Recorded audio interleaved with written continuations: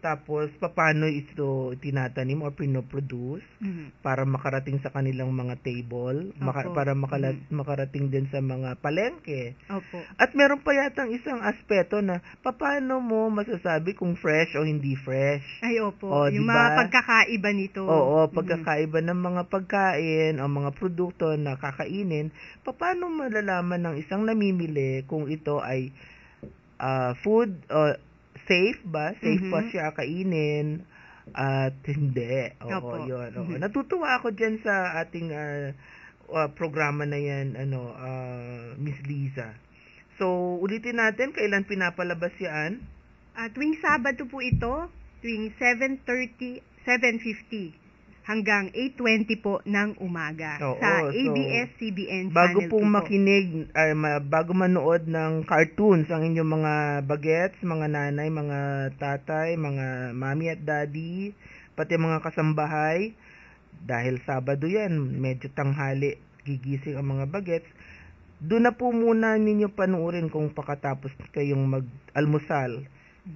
Manood na muna ng Why Not sa Channel 2, ABS-CBN, tuwing Sabado, 7:50 hanggang 8:20 ng umaga. Okay, salamat Liza. Nako, talaga namang loaded ang NNC at ang buong nutrition network sa buong bansa. Dahil patuloy sa pagsasagawa ng iba't ibang activities for nutrition improvement.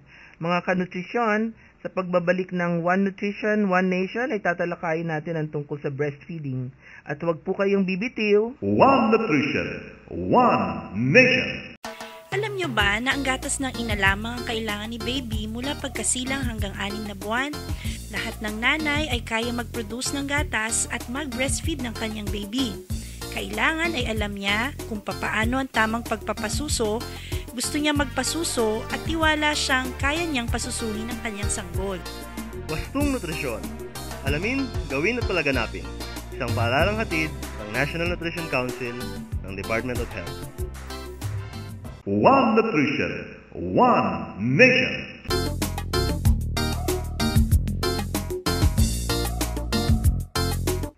Salamat Lisa. Naku, talaga namang loaded ang NNC at ang buong nutrition network sa buong bansa at patuloy sa pagsasagawa ng iba't ibang activities for nutrition improvement. Mga kanutrisyon, sa pagbabalik po natin ng One Nutrition, One Nation ay tatalakayin natin ang tungkol sa breastfeeding.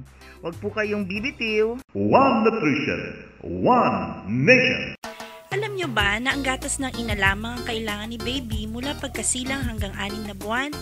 Lahat ng nanay ay kaya mag-produce ng gatas at mag-breastfeed ng kanyang baby. Kailangan ay alam niya kung papaano ang tamang pagpapasuso, gusto niya magpasuso at tiwala siyang kaya niyang pasusuhin ang kanyang sanggol. Wastong nutrisyon. Alamin, gawin at palaganapin.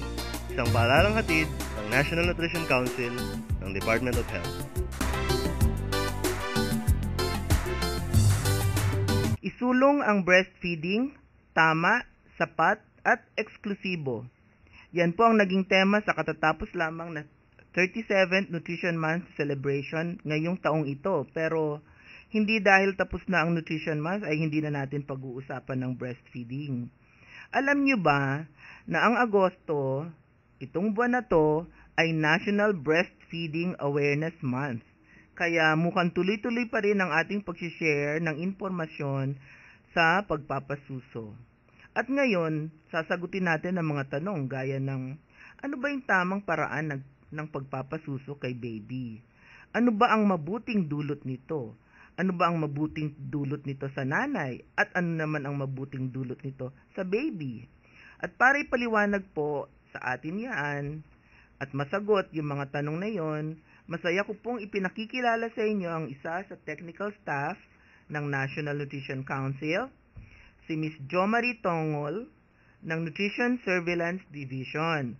Si Jomay po ay isang batang-batang professional na nutritionist dietitian at maliban doon, siya ay isang breastfeeding mom. Talagang nagpa-practice. Kaya marami po siyang maisi-share sa atin ngayong hapon from the perspective of a working mom. Paano na ipagpapatuloy at naisusulong ang breastfeeding kahit bumalik na sa trabaho ang isang kapapanganak. So, masustansyang hapon, Jomay, at welcome dito sa One Nutrition, One Nation. Isang masustansyang hapon din po, Asik Bernie, at sa lahat ng ating mga listeners. Ako po ay nagpapasalamat at naimbitahan po ako sa programang ito, ang One Nutrition, One Nation.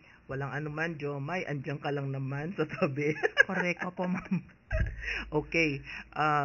Siguro, simulan na natin yung ating diskusyon. Actually, maganda rin talaga na ipagpatuloy natin yung pagtatalakay natin sa breastfeeding or pagpapasuso. Kasi, everyday naman may nanganganak. Opo. Everyday may nabubuntis. So, lagi tayong merong tinatawag na intended target, kumbaga, sa tamang nutrition information, para wag naman silang mapaiba ng daan. Kumbaga, sa ating pamahalaan ngayon, tuwid na daan. Tuwid na daan. So, ang breastfeeding ay isa sa tuwid na daan. So, pwede mo ba, Jomay, ipaliwanag kung bakit kailangang ang breastfeeding ay maging check? O ano ba yung ibig sabihin ng check? Kasi marami tayong nakita, no? Buong July, puro check, check, check. Sige, ipaliwanag mo nga please, bakit ba kailangan na maging check ang breastfeeding? Okay. Una po sa lahat, Ma'am Bernie, ang breastfeeding check, check, T-S-E-K, yun po ang spelling natin ng check. Ito po ay isang kampanya ng Department of Health upang patuloy pang isulong ang practice ng breastfeeding or pagpapasuso sa bansa at maitama ang mga maling paniniwala dito kasi ang dami-dami pa rin pong misconceptions about breastfeeding. Mamaya iisa-isahin po natin yung mga misconceptions na yan.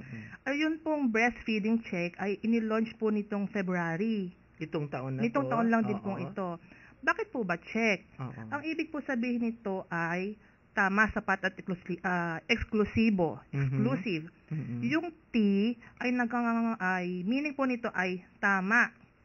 Tama po na pagkapanganak ng bata, ilagay agad sa dibdib ng kanyang nanay o kanyang mami within 1 hour after birth. Okay. Para ma-relax yung baby, ma-stabilize yung kanyang temperature, para hindi rin ganun siya basta ma-relax po siya. Tapos para ma-initiate din po yung pag-daddy po niya kapag nasa dibdib na siya ng kanyang nanay. Jomay, sandali. Sabi mo kanina, ito na yung sinasabing practice. Opo. Ilalagay ang yun po ang protocol natin. Yun ang protocol. Dati ba, ano bang ginagawa nung kasi ating dati po, pagkapanganak ng bata, ikakat na yung cord. Tapos, ihiwalay na yung bata, lilinisin, yung mga medical procedure, papaliguan. Tapos anong tawag doon? Yung sinasuction. So, after po na malinis, ihiwalay na po. Diretso na po sa nursery. Ngayon, na protocol po sa lahat ng hospitals ay within 1 hour after birth, ilalagay po dapat sa dibdib ng nanay or ng mami. Para ma-ensure po natin na ma-initiate yung breastfeeding ng bata. Oo. Tama.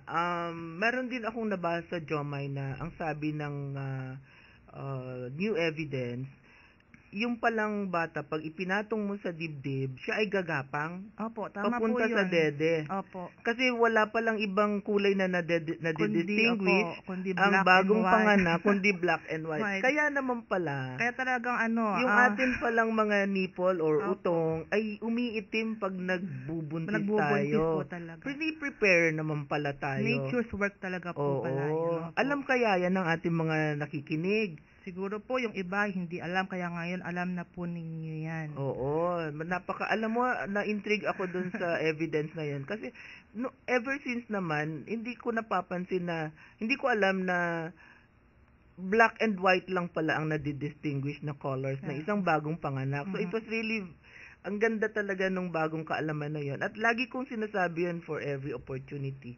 Kaya naman pala, ang nagko-complain naman yung mga nagbubuntis na, bakit ang itim-itim ng aking ganyan? Around the nipple and around the nipple, areola part. Yun naman pala. So, talaga palang kasi tama. Kasi prepare na ng katawan natin na pag andyan na si baby, yun talaga ang kanyang parang pupuntahan agad. Oo, for survival niya, no? So, yun namang, di ba meron ding sa isang banda, kaya rin pinapatong ang baby sa ibabaw ng tiyan ay dahil may favorable bacterial flora yung nanay, Opo, diba? opo. May mga nagiging cases po kasi tayo na minsan ng mga bata pag nilalayo, mas malapit sila sa infection. Pag malayo sila pag sa malayo baby, sa nanay. kapapanganak Yun pa pala, lang. based sa research, yung parang flora nung nanay, yung katawan nung nanay, yun yung nagbibigay pa ng protection sa baby. bagong panganak sa newborn Oo. baby. Kaya pala sa Fabella, ang nakikita ko sa Fabella Memorial Hospital, yung maraming nanganganak doon, halos 300 Opo, yata na kababaihan, mga nanay, nanganganak kada araw. Tapos, natutuwa ako makita sila na parang kangaroo, anong tawag? nakabalot. Kangaroo Opo.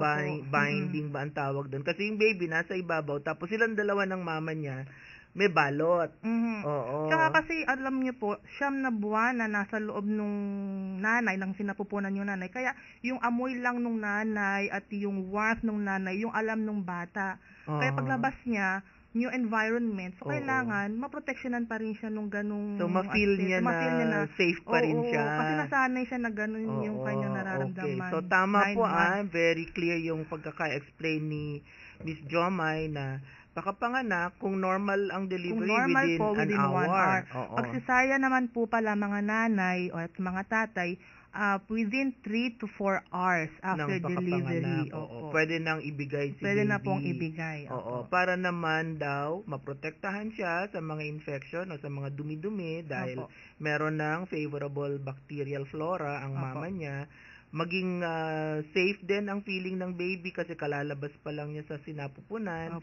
At pangatlo at pinaka-importante, makasimulang magpasuso ang nanay. Okay. So, tama na yung tama.